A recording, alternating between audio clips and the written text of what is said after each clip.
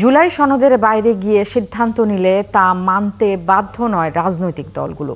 মঙ্গলবার এক সংবাদ সম্মেলনে বিএনপি নেতা ডক্টর খন্দকার মোশাররফ হোসেন জানান, এই কারণে কোনো সমস্যা সৃষ্টি হলে তার দায় সরকারকেই নিতে হবে। সনদের বিষয়ে সতর্ক পদক্ষেপ নিতে সরকারের প্রতি আহ্বান জানান তিনি। মাহিলা ইসলামের রিপোর্ট।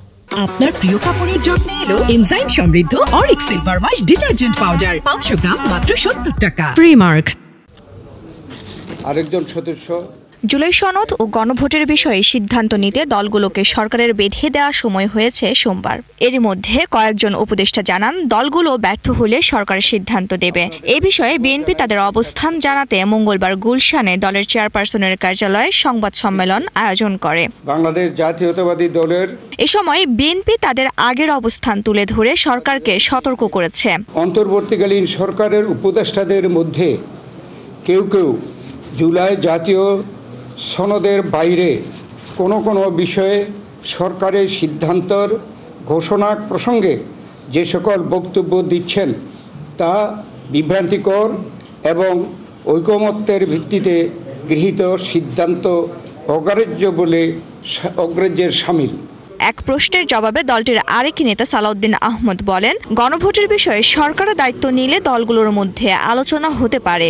এখন এই স্বাক্ষরিত সনদের বাইরে গিয়ে কোনো রাজনৈতিক দল জুলাই সনদ বাস্তবায়নের জন্য যে অযৌক্তিক এবং নতুন ইস্যু করে যে আন্দোলন করছে সেই ব্যাপারে তাদেরকে বক্তব্য প্রদান করতে পারে না। এর বাইরে আমরা সনদে স্বাক্ষরিত যে বিষয়গুলো আছে তার বাইরে যদি সরকার কোনো সিদ্ধান্ত নিতে যায়, সেটা কোনো রাজনৈতিক দল যারা সনদে স্বাক্ষর করেছে তাদের উপরে কোনো দায়-দায়িত্ব বর্তাবে না বা মানতে বাধ্য নয়। এদিকে সোমবার দুপুরে ঠাকুরগাঁও সদর উপজেলার বড়গাঁও ইউনিয়নে এক সমাবেশে বক্তব্য রাখেন বিএনপি মহাসচিব মির্জা ফখরুল ইসলাম আলমগীর। তিনিও জুলাই সনদ ও গণভোট নিয়ে দলের অবস্থান পরিষ্কার করেন।